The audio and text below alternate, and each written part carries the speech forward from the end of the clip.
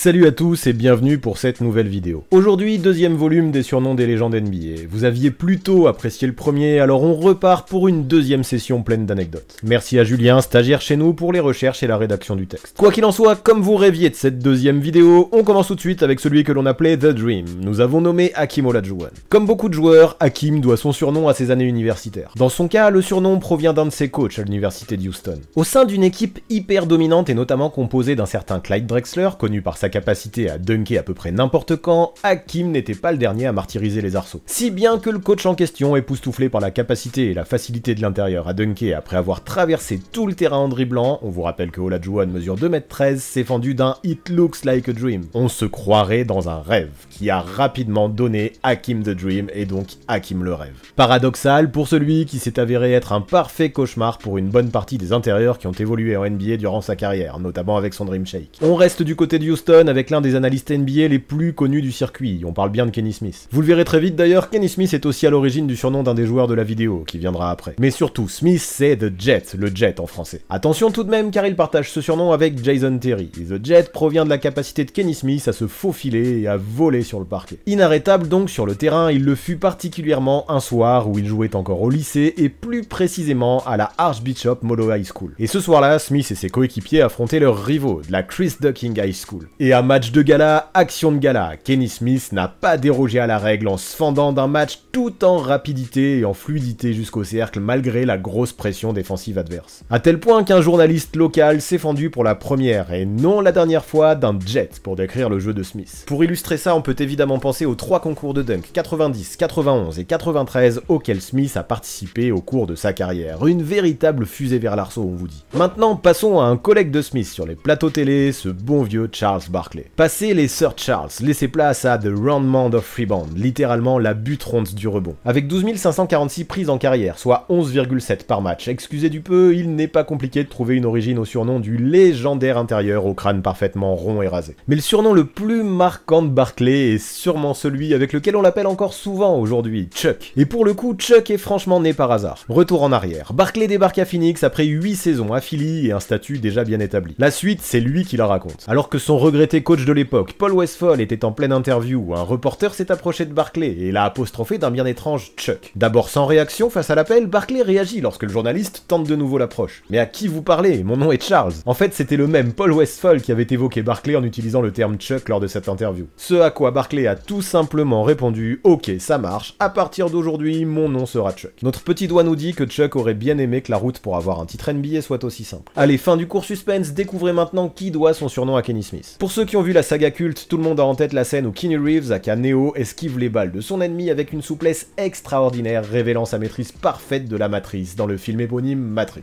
On ne saura sûrement jamais si Kenny Smith a cru voir Keanu Reeves sur le terrain en cette année 1999, mais ce qui est sûr, c'est qu'il a vu Sean Marion et qu'il a pensé à Matrix immédiatement. Bah ouais, c'est comme ça qu'il a surnommé Marion, et ce dès sa saison rookie. Impressionnant par ses qualités athlétiques assez extraordinaires, Marion était aussi un joueur très polyvalent. Avec une carrière plus que réussie, un titre en 2011 et 4 sélections au All-Star Game notamment, et en dépit d'une mécanique de shoot à cligner des yeux, on peut légitimement dire que Sean Marion avait compris comment se fondre dans la matrice NBA. Petit fail tout de même lorsqu'il a voulu se faire tatouer son surnom en mandarin sur la jambe, mais que la traduction s'est révélée un peu éloignée de la réalité, avec notamment un caractère signifiant démon. Mais rassurez-vous, il en possède un autre représentant son surnom, celui-ci bien écrit. On continue avec un joueur que Sean Marion a battu lors des finales NBA 2011, mais qui en carrière n'a pas à rougir vu qu'il a décroché tout de même 3 bagues. On parle effectivement de D-Wade. Ne vous est-il jamais arrivé d'avoir vu passer Dwayne Wade et son Eurostep comme un éclair vers le panier? Si, bien sûr que si. Eh bien tout est normal puisque c'est absolument ce qu'était Flash. Et celui à qui ça n'a pas échappé, c'est Shaquille O'Neal. Dès son arrivée à Miami en 2004, le pivot a ainsi affublé son partenaire du surnom Flash, qui ne l'a par la suite plus quitté. Entre qualité athlétique incroyable et vitesse d'exécution ultra rapide, Dwayne Wade, aka Flash, l'éclair, était né. Malheureusement, Flash semble en désamour avec son surnom, et ce depuis 2010. En effet, c'est ce que l'arrière avait déclaré sur Twitter peu avant la saison 2010-2011, justifiant cela par une maturité nouvelle, du fait d'avoir grandi, d'être devenu père et d'avoir évolué en tant qu'homme. Si D-Wade lui convient sûrement plus désormais, nul doute que les fans continuent et continueront d'avoir Flash en mémoire pour de nombreuses années encore. En voici un autre qui était présent lors de la dernière bague de Dwayne Wade, et il en est l'un des protagonistes les plus importants de par son shoot miraculeux. Oui, il s'agit bien du meilleur shooter à 3 points de l'histoire de la ligue, Ray Allen, qui a peut-être écrit la plus belle ligne de sa carrière lors des finales 2013 face aux Spurs en inscrivant un 3 points pour égaliser à quelques secondes de la fin du Game 6. Ce miracle a sauvé le Heat qui s'en ira chercher un doublé quelques jours plus tard star, un miracle comme seul Jésus peut en faire. Et ça tombe bien, Jesus, c'est comme ça qu'était surnommé l'ancien sniper. Jesus, c'est Jesus Shuttleworth, le personnage principal interprété par Ray Allen dans He Got Game, sorti en 1998 et réalisé par Spike Lee. Le film devient rapidement culte pour chaque fan de basket, et le jeune Allen, joueur de Milwaukee à l'époque, devient presque immédiatement Jesus. D'ailleurs, à l'occasion de matchs joués avec les surnoms dans le dos lors de la saison 2013-2014, Ray Allen a évolué avec un maillot floqué Jay Shuttleworth. Allez, du meilleur shooter à 3 points, on passe au recordman du nombre de matchs joués dans la ligue, Robert Parrish. Et si Robert Parrish est le chef de file du nombre de rencontres jouées en NBA, il est aussi le Chief, soit le chef, depuis que son coéquipier au Celtics, Cedric Maxwell, l'a affublé de ce surnom. Celui-ci provient à l'origine du film One Flew Over the Cuckoo's Nest, soit Vol au-dessus d'un nid de coucou, film à grand succès puisqu'il a été récompensé de 5 Oscars et de 6 Golden Globes. Dans ce film, on peut y voir un grand amérindien, surnommé le chef, qui en dépit d'un caractère assez calme et doux, possède une apparence de colosse très massif qui ne sourit que très peu et se renferme beaucoup sur lui-même. Tout ça, c'est un peu à l'image de Robert Parrish, si vous le connaissez. Chief Brandon, le nom du personnage de cet homme interné dans un centre pour personnes à la santé mentale dégradée, serait ainsi à l'origine du surnom du joueur le plus capé de l'histoire de la ligue. En tout cas, rassurez-vous, à 68 ans, Robert Parrish n'est interné nulle part et continue de mener une vie tranquille qu'il a notamment vu entrer au Hall of Fame en 2003. Tant qu'on est dans les légendes parmi les légendes, autant partir directement vers celui qui est représenté sur le logo de la ligue lui-même,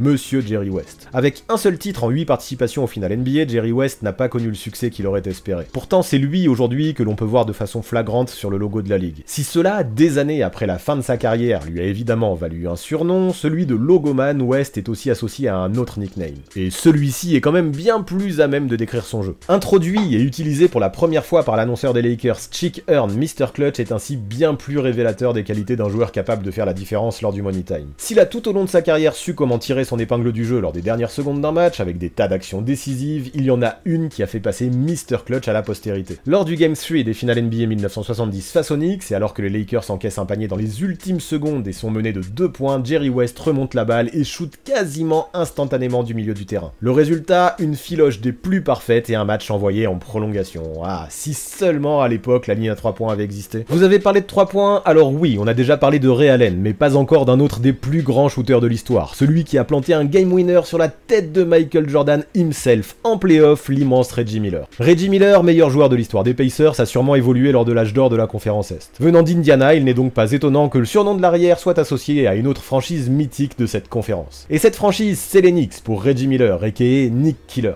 Alors Reggie Miller, les Knicks, il les aimait bien, c'est sûr, enfin il aimait bien jouer contre eux. Pourtant, en 67 confrontations, Miller affiche un bilan défavorable de 26 victoires pour 41 défaites face à New York. Pas fameux pour le tueur des Knickerbockers, alors il faut regarder de plus près. Et oui, en playoff, ce bilan monte à 18 victoires pour 17 défaites en faveur des Pacers. D'ailleurs, Miller y marque 23 points de moyenne, alors qu'il score 18 points habituellement contre ces mêmes Knicks. Mais en vrai, c'est depuis les playoffs de l'année 1994 que Reggie Miller s'est imposé comme le véritable Nick Killer. En finale de conférence, New York et Indiana sont à égalité 2-2. Cependant, à 12 minutes de la fin du match, les Knicks sont aussi 12 points d'avance. Reggie Miller en était à 14 points, il a fini à 39, vous imaginez le truc? Mais surtout, en plus d'enchaîner les paniers et de faire gagner son équipe, il va livrer un duel d'anthologie avec un Nick bien particulier, Spike Lee. Alors que les deux protagonistes se parlent et s'échangent quelques amabilités tout au long du quart-temps, Reggie Miller, alors sur la ligne des lancers, va mettre ses mains sur son cou pour signifier d'une façon très imagée à Spike Lee qu'il venait de tuer les Knicks. Mais la scène sans doute la plus marquante de Miller face aux New-Yorkais a eu lieu le 7 mai 1995. Game 1 des demi-finales de conférence. À 18 secondes de la fin, les Pacers sont menés 99-105. Sachez que dans les 9 secondes qui vont suivre, Reggie Miller va scorer 2 fois à longue distance et 2 fois sur la ligne de réparation. 8 points, 9 secondes, game over pour les Knicks, foudroyés par le Nick Killer. Avant de subir les coups de butoir de Reggie Miller, les Knicks ont connu une période très faste au début des années 70, avec 2 titres décrochés en 1970 et en 1973. Alors autant aller voir du côté de celui qui fut le meneur des 2 bagues décrochées par la franchise de New York. On est donc parti sur Walt Frazier, aussi connu sous le nom de Clyde. Lorsque l'on entend Clyde, à part peut-être Clyde Drexler, on pense légitimement à Bonnie and Clyde. Eh bien, figurez-vous que le bon est toujours très bien costumé. Walt Frazier y a aussi pensé lors de sa saison rookie. Déjà grand amateur de mode et en pleine recherche de son propre style alors qu'il venait de débarquer à New York, ville de tous les styles, Frazier s'est un jour acheté un chapeau qui s'est avéré être le même que celui porté par le personnage du cinéma. Encore dans l'effervescence de la sortie du film, l'effet n'a pas manqué et tout le monde dans l'équipe l'a très vite surnommé Clyde, chose que Frazier a de suite adoptée pour devenir Walt Clyde Frazier. Franchement, ça vous étonne que le surnom de Walt Frazier, a.k.a. l'homme au costume les plus déjantés de la ligue, soit en rapport avec son style vestimentaire? Nous non. Bon, quitte à parler des champions NBA 1973, autant compléter le backcourt avec l'arrière Earl the Pearl Monroe. Pour les plus anciens d'entre nous, ces 3 mots ou noms coulent de source et s'assemblent dans un parfait parfait enchaînement. En fait, Earl Monroe est très tôt devenu Earl the Pearl, soit Earl la Perle. Tout ça a pris place lors de sa 4e année à la Winston-Salem State University, au cours de laquelle il tournait à une moyenne hallucinante de 41 points et demi à plus de 60% au tir, avec une certaine élégance dans le jeu, il faut le souligner. C'est ainsi que pendant une série énorme d'une dizaine de matchs de suite, lors desquels Monroe a toujours scoré plus de 40 points, qu'un journaliste nommé Louis Overby, qui sera d'ailleurs l'un des fondateurs de l'association des journalistes noirs, en voulant décrire le jeu et les points marqués par Monroe, usa de l'expression Earl's Pearl, les perles d'Earl. Cette expression s'est vite transformée et est devenue un nickname, Earl the Pearl, que Monroe gardera tout au long de sa carrière. Et si on restait sur les duos, avec deux cousins plutôt connus du circuit et qui ont tous les deux fait le bonheur des Raptors, il se trouve que l'on a de quoi faire. On commence avec Tracy McGrady, qui pour la plupart des gens est T-Mac. Alors en effet, il est très commun de l'appeler comme ça, sauf que cela ressemble plus à un diminutif pour raccourcir son nom qu'à un réel surnom. Pourtant, T-Mac possède bien un surnom, et aussi éloigné que ça puisse être de son attitude toujours agressive vers le cercle, il avait pour habitude de se faire appeler The Big Sleep, en français le grand sommeil. Alors encore tout jeune joueur, Tracy s'est construit une réputation de gros, mais alors de gros dormeur. Alors sous les ordres de Doc Rivers, à Orlando, McGrady aurait même eu la bonne idée de tomber dans les bras de Morphée durant une session vidéo menée par le coach. Au final, à cause de lui, les séances vidéo du Magic se sont par la suite déroulées sous la lumière pour empêcher McGrady de tomber dans un bien embêtant Big Sleep. Évoquons maintenant le cousin tout juste retraité Vince Carter et son surnom magnifique. Vinsanity, c'est l'histoire d'un concours de dunk entré dans l'histoire de la Ligue et des All-Star Games. Si celui de 2016 nous a beaucoup fait rêver, récemment, celui de 2000 représentait le rêve absolu. Le 12 février 2000 à Auckland, face à Steve Francis ou encore Tracy McGrady, justement, Vince Carter réalise un concours d'anthologie qui restera à jamais gravé dans les mémoires. Vinsanity est un mélange entre Vince et Insanity, littéralement ceux qui relèvent de l'insensé. C'est devenu un surnom pour toute une carrière au cours de laquelle Vince Carter n'aura eu de cesse de martyriser les arceaux, que ce soit pour postériser ses adversaires ou pour simplement faire le show jusqu'au cercle. C'est d'ailleurs grâce à ça qu'il a obtenu ce surnom, puisqu'il provient de l'annonceur de la salle des Raptors, qui après un dunk lors de la saison rookie de Vince, a usé de l'expression pour la première fois. Pour l'anecdote, le premier contrat de chaussures signé par VC lors de sa première saison était avec Puma, pour la création de la signature shoe, la Puma Vinsanity. Cette chaussure, il aurait dû la porter pour le concours de dunk de 2000, sauf qu'à la place, il portait un modèle de End One, la taille chimique, devenue elle aussi légendaire. La raison de ça, un différent selon lesquels les Pumas abîmaient les pieds de Carter, ce qui entraînait la rupture du contrat le liant à la marque allemande. Allez, on termine cette vidéo avec deux papis, ou plutôt un papy et une mamie. On commence par le papy, histoire de vous laisser un peu de suspense encore une fois, et on part donc du côté des Spurs avec Tim Duncan. On a tous crié et hurlé au scandale et au coup de chance lorsqu'un pote marquait avec la planche sur les playgrounds. Et ça encore plus si le panier s'avérait être décisif. Mais pour celui qui a développé un petit shoot tout en finesse à mi-distance et qui rentrait presque toujours avec un rebond sur le coin du carré surplombant l'arceau, tout ça porte un nom, les fondamentaux. Et Tim Duncan, on peut dire que dans la raquette, il les possédait, les fondamentaux. Dans une infographie sortie il y a peu, on peut même voir que Timmy, alias The Big Fundamental, est le meilleur scoreur du 21e siècle dans 3 des 5 zones les plus proches du cercle. Son surnom, il le tient du Shaq, qui après de nombreuses confrontations contre l'intérieur des Spurs, a usé de ce terme pour décrire un joueur qui pouvait scorer 25 points sans en donner l'impression. Parfois moqué pour son jeu ennuyeux et pas toujours joli, Duncan c'est 5 bagues, 3 MVP des finales, 2 trophées de MVP de la régulière, 15 présences dans les All-NBA All-Time Team et 15 présences dans des équipes défensives. Tout ça grâce à ses fondamentaux, quand on vous dit que c'est important. Enfin, finissons avec la mamie qui a joué aux Knicks et surtout aux Hornets, Larry Grandmama Johnson. De prime abord, de Larry Johnson à Grandmama, il y a une certaine différence, surtout que rien ne semble coller. Pourtant, c'est bien comme cela qu'était surnommé le grand Larry Johnson. Tout part pourtant d'une mauvaise nouvelle puisque c'est suite à un appel de Nike lui annonçant qu'il ne serait pas signé par la marque au swoosh que Converse a décroché son combiné pour aller à l'opposé de sa concurrente. Le truc, c'est que la marque est venue avec une drôle d'idée pour la réalisation d'une publicité. Le scénario, Larry Johnson allongé sur un brancard en train d'être opéré par Larry Bird et Magic Johnson. Le but, c'était que les deux légendes créent un basketteur supposé être parfait, nommé Larry Johnson évidemment. Alors rookie, LJ a très rapidement été convaincu et a signé le contrat avec Converse. Pourtant, 6 mois après, Johnson reçoit un nouvel appel avec un nouveau scénario. Larry Legends et Magic ne sont plus là et ont laissé place à une robe et une perruque pour représenter quoi ? Une mamie. Alors que Larry Johnson s'interroge sur l'ancien scénario, on lui indique qu'il a changé et que c'est maintenant ça et rien d'autre. C'est le pragmatisme de Johnson qui écrit sa propre légende par la suite. J'ai décidé de prendre quand même le million et d'acheter une maison à ma mère. C'est comme ça qu'est arrivée Grande Mama. C'est avec ça que nous finissons cette deuxième vidéo sur les surnoms des légendes NBA. N'hésitez pas à nous dire si vous l'avez apprécié dans les commentaires ou en likant la vidéo juste en dessous. Nous vous disons en tout cas à bientôt pour pourquoi pas un 3e volume sur le sujet si vous le souhaitez.